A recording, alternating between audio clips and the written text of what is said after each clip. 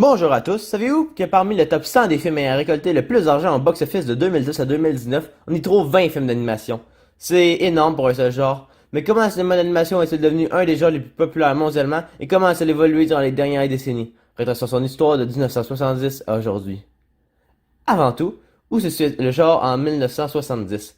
Eh bien, la très grande majeure partie des films d'animation qui sont au cinéma sont des films Disney et des adaptations de bandes dessinées, en majeure partie réalisées en France ou en Belgique. Mais malheureusement, les résultats au box-office de ces films sont minimes comparés à ceux de la compagnie à la souris. La tendance se continue durant les années 70. Une quantité astronomique de films d'animation basés sur des bandes dessinées telles que Peanuts, Lucky Luke et Tintin sont apparus, chacun ayant rencontré plus ou moins de succès, mais aucun d'entre eux fut un succès international. Je le répète, durant cette décennie, c'est Disney qui contrôle le marché, et c'est logique. Il était déjà installé comme le champion du domaine, sans compter que ça coûtait très cher à produire un film d'animation à l'époque, ça l'est toujours aujourd'hui d'ailleurs, et les studios voulaient éviter une telle prise de risque. Or, on a connu certaines exceptions qui, la plupart du temps, ont connu beaucoup de succès, tels que Fils de Cat, qui a fait plus de 100 fois son budget, c'est juste gargantuesque, The Lord of the Ring, qui a fait autant d'argent que les Disney les plus lucratifs de l'époque, ou Wizards, qui a fait 9 millions de dollars pour un très mince budget de 1,2 million. Tous ces films d'animation qui ne sont pas des Disney ont quelque chose en commun. Ils sont dans la destination des adultes. En effet, les films d'animation pour adultes ont connu un boost de popularité et de production durant les années 70. Il y a eu autour de 7 films d'animation pour adultes sortis durant cette décennie. En comparaison, durant la décennie précédente, il n'y en a eu qu'un seul et il n'est même pas sorti au cinéma. Je pense que l'énorme succès de Fils de Cat est ce qui a poussé les studios à se lancer dans l'aventure. Malgré tout, ça n'a pas pris beaucoup de temps avant que les studios réalisent que la majeure partie du temps, ces films font beaucoup moins d'argent que les films d'animation pour toute la famille et le genre s'est fait dans les années 80 aux États-Unis. Car le Japon va vite reprendre le flambeau durant la fin des années 80 et des années 90 pour devenir le maître domaine des films d'animation destinés aux plus vieux. Passons maintenant à la seconde partie, les années 80.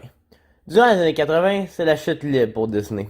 Si on compare les années 70, donc la décennie précédente, les films Disney ont engendré en moyenne 6,3 fois le budget de leurs films durant leur sortie initiale, alors que le premier film Disney des années 80, The Fox and the Hound, a engendré un revenu équivalent à 3,6 fois son budget, ce qui est une baisse. Pas alarmante, certes, mais tout de même une baisse.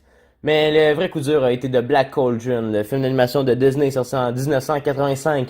The Black Cauldron a non seulement pas réussi à atteindre son budget, question de se rembourser, mais il n'a même pas réussi à engendrer la moitié de son budget. Effectivement, avec un budget de 44 millions de dollars, le film a récolté environ 21,3 millions de dollars au cinéma. Et, question de tourner le fer dans la plaie, le film d'animation de Care Bears Movie, sorti 4 mois auparavant, a récolté beaucoup plus d'argent en box-office avec un budget ridicule de 2 millions de dollars. Oui, oui, les Calinos sont battus Disney en 1985. Mais pourquoi The Black Cauldron, Taram le chaudron magique en français, fut un tel échec?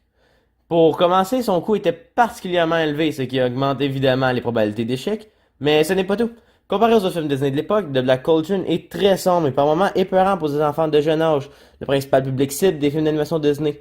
D'où l'importance de bien cibler son public cible dans la vie.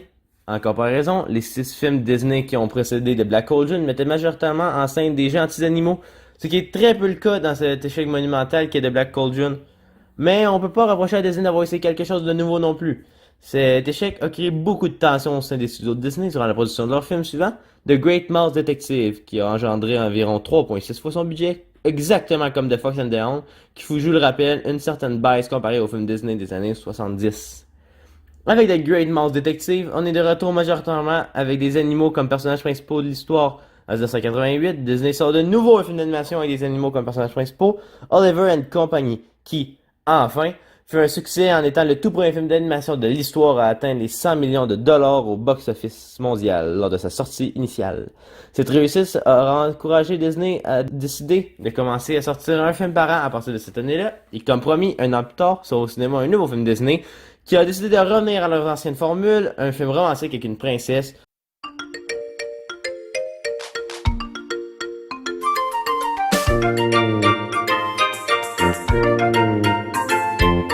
The Little Mermaid. Vous l'avez probablement deviné, le film sur Ariel est une énorme réussite et il semble être le début d'une renaissance pour Disney. Par contre, il n'y a pas eu que Disney durant les années 80. D'autres studios ont décidé de se lancer dans le domaine de l'animation et certains d'entre eux ont connu énormément de réussite. Comme je l'ai nommé tantôt, The Care Bears Movie, le film sur les Calinos, a été une très grande réussite, mais ce n'est pas tout. The Land Before Time, produit en partie par Steven Spielberg, qui était déjà un très gros nom à l'époque, a récolté environ 84,5 millions de dollars au box-office pour un budget de 12,5 millions. Sinon, il y a également eu un American Tail réalisé par Don Bluth, un ancien de chez Disney, qui fut également un succès, et le fameux Who Framed Roger Rabbit, qui n'est pas à 100% un film d'animation, car il mélangeait animation et prise de vue réelle, qui est aujourd'hui considéré par plusieurs comme étant un film culte des années 80.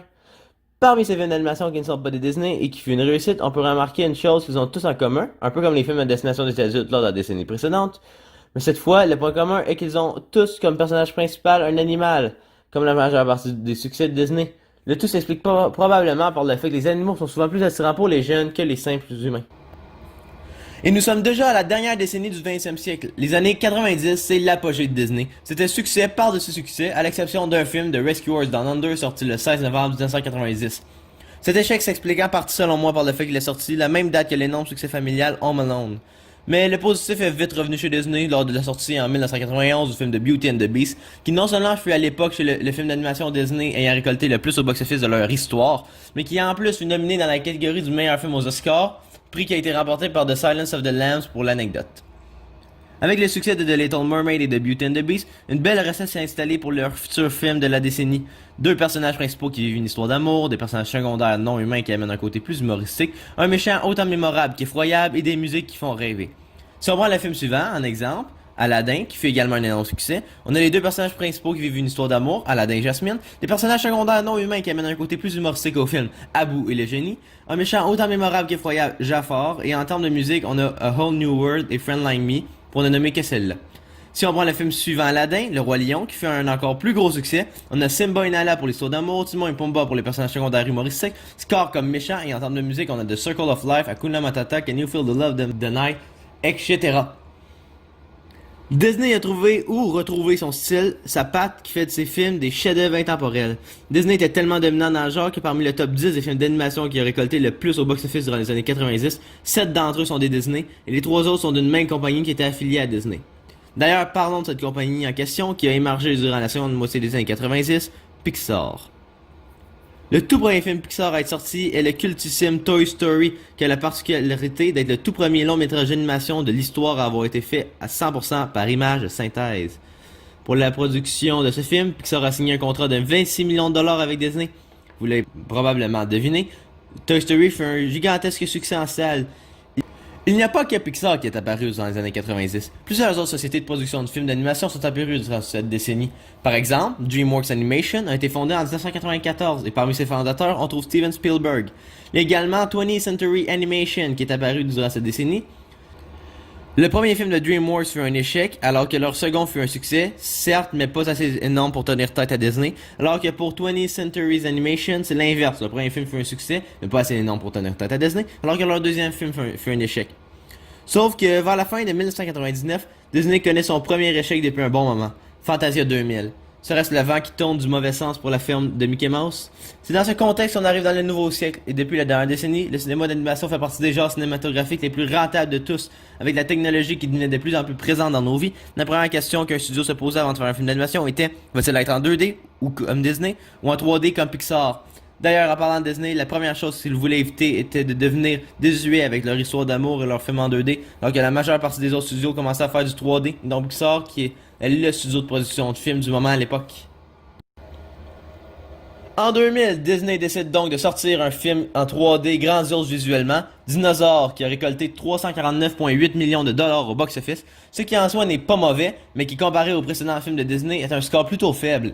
À ce moment-là, Disney a toujours en tête de changer leur formule pour ne pas devenir, comme je l'ai dit plus tôt, désuet.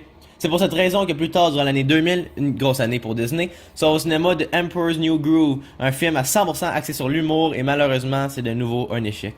Disney est officiellement à ce moment dans une pente descendante. À ce même moment, Pixar continue de vivre la gloire avec des films qui se renouvellent à chaque fois et qui surprennent en nous faisant vivre une gamme d'émotions incroyables en pensant naturellement à chaque fois par le rire et la joie avec des univers riches qui nous font voyager et question de rajouter de la pression sur Disney. De nouvelles sociétés de production commencent à connaître beaucoup de succès, comme DreamWorks Animation par exemple, qui avec Shrek a connu un succès et une popularité digne des meilleurs films Disney des années 90.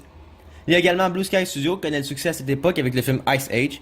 Naturellement, les plus grands succès d'animation de ce début de siècle sont tous en 3D et voyant qu'il n'y a pas juste Disney qui peut réussir dans le domaine de l'animation, il y a plein de nouveaux studios qui apparaissent durant les années 2000. Les 5 films suivants de Disney furent en 2D et des échecs ou des déceptions, à l'exception de Lilo et Stitch, qui fait un plutôt bon succès comparé aux autres films d'animation de la même année. Bref, pour Disney, tout va mal. Lors de la seconde moitié de cette décennie, la compétition devient réellement plus féroce contre la compagnie à la souris et on dirait qu'il ne fait plus le poids contre la compétition. Et leur film ayant récolté le plus au box-office durant la décennie a récolté moins que les films au succès mitigé des autres studios. Mais pourquoi, comment Disney a pu passer si vite de maître incontesté du genre à studio comme un autre qui enchaîne les déceptions? Probablement la peur, je dirais. Ils ont appréhendé l'arrivée de nouveaux studios et le début de leurs échecs. Ils ont donc complètement changé leur formule de A à Z pour faire des films sans goût, qui ne leur ressemblent pas et qui perdent tout son charme et ce qu'on aimait des meilleurs Disney. Peu d'histoires d'amour, peu de musique, avec rarement des méchants, et quand il y en a, ils ne sont ni effroyables ni mémorables. La seule chose qui est restée, ce sont les personnages secondaires humoristiques, et encore là, ce n'est qu'environ 50% du temps qu'ils sont présents. Et s'ils ont gardé cet aspect-là, c'est probablement parce que la majeure partie des succès d'animation de cette époque ont des personnages secondaires humoristiques. Dory, c'est pour Finding Nemo, Mater pour Cars, Land pour Shrek, etc. Si ce n'est pas Disney qui est numéro 1 du genre durant cette décennie, c'est qui d'abord? Pixar, qui a connu aucun échec durant cette décennie, et DreamWorks avec des films centrés sur la comédie tels que Shrek, Les Madagascar, Kung Fu Panda, Monsters vs Aliens, etc. Plus concrètement, parmi le top 10 des films d'animation sortis de 2000 à 2009 ayant récolté le plus d'argent au box-office, on y retrouve 4 films de DreamWorks et 4 films de Pixar, alors qu'on a 0 film de Disney, qui je vous le rappelle avait 7 films dans le top 10 des années 90. Ouch! Là, pour mettre les choses au clair, même si Disney a acheté Pixar en 2006, je vais continuer de parler de ces deux films comme si elles étaient séparées, car elles ne produisent pas leurs films dans les mêmes studios. À l'arrivée de 2010, rien ne va plus pour Disney en termes de films d'animation. Ils décident donc de faire un film comme avant, Tangled, ayant pour but de retourner à l'ancienne avec un film de princesse qui contient 2 personnages principaux qui vivent une histoire d'amour, Réponse et Flynn, des personnages secondaires non humains habillés humoristiques, Pascal le caméléon et Maximus le cheval, des musiques mémorables, Icy Delight, et une méchante autant mémorable qu'effroyable, la maudite Mère Gothel. Enfin, Tangled, réponse en français, fut un succès énorme. La réussite est peut-être toujours possible pour les classiques d'animation Disney, et les films qui suivent connaissent un succès de plus en plus grandissant. Surtout le film sorti en 2013 qui fut un phénomène mondial et qui on sait d'avance va probablement être que le plus tard, Frozen. Pourquoi Disney a reconnu le succès durant la dernière décennie? Tout simplement parce qu'ils sont enfin retournés aux sources. Il y avait une raison pourquoi ils faisaient la même technique pour chaque film des années 90. Elle marchait et elle donnait de bons films. Si vous voulez, vous pouvez faire le test par vous-même. Prenons Frozen par exemple. 2 personnages principaux qui vivent une histoire d'amour, Anna et Christophe. 2 personnages secondaires non humains qui rajoutent de l'humour au film, Olaf et Suzanne. Les méchants, Hans. Puis pour la musique, 2 mots, libéré et délivré. Let it go en version originale. Ce succès qui cumule plus de 2 millions de vues sur YouTube, qui est un verre d'oreille pour certains, une bonne chanson pour d'autres. Personnellement, à l'époque, je ne l'aimais pas, mais avec le recul, je trouve que c'est quand même une bonne tune. Mais ça, c'est un autre débat. Naturellement, même s'ils ont retrouvé le succès durant la dernière décennie, Disney ne sont pas non plus les maîtres du domaine. Il y a également Pixar qui connaît toujours autant de succès. DreamWorks ont connu quelques échecs, mais ils ont quand même majoritairement connu le succès durant la dernière décennie. Et le nouveau studio Illumination Entertainment a connu un succès astronomique avec leur franchise détestable Moi, Despicable Me en version originale. De nos jours, au moins 2 films d'animation à gros budget sortent tous les mois, si ce n'est pas plus. Ce qui est énorme, c'est un des genres les plus produits et il y a une raison à cela. C'est un des genres les plus populaires. Parmi le top 100 des films ayant récolté le plus d'argent au box-office lors de la dernière décennie, on retrouve 20 films d'animation. C'est énorme, c'est un 5e des films de la liste. Naturellement, la principale raison qui explique ce succès du genre est que c'est tout public, donc plus de gens sont intéressés à aller voir ce genre. C'est pour ça d'ailleurs qu'on voit très peu de films 16 ans et plus à gros budget sortir au cinéma, parce que c'est une énorme prise de risque, car peu de gens sont intéressés par ce genre de film et en l'interdisant plus jeunes, c'est comme une partie de ton public cible. Donc, aujourd'hui, où en est-on dans ce mode d'animation, et selon moi, à quoi va ressembler le futur du genre?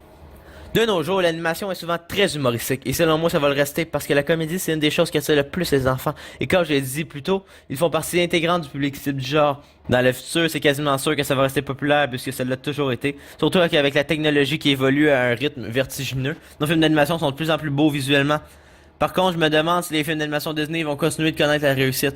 En effet, depuis les années 70, les films d'animation Disney connaissent une décennie de succès, une décennie d'échecs, une décennie de succès, une décennie d'échecs, une décennie de succès, et la prochaine décennie est à surveiller. Avant de conclure, je tiens à apporter une précision. Je n'ai pas parlé des animés, les films d'animation japonais, qui sont sortis au cinéma pour 2 raisons. Premièrement, je tenais absolument à parler essentiellement de films qui ont connu une sortie internationale pour éviter de me perdre un peu. Et peu de films d'animation japonais sont sortis internationalement en salle. De plus, les animés japonais qui sortent au cinéma est tellement un sujet vaste qu'il mériterait un documentaire audio dédié à lui. Et si jamais je compte plus tard faire d'autres documentaires audio que mes 5 initiaux, je préfère bien m'attarder à ce sujet plutôt que de passer dessus vite fait en parlant de films d'animation en général. Sur ce, je vous souhaite de passer une belle fin de journée et de rêver en grand.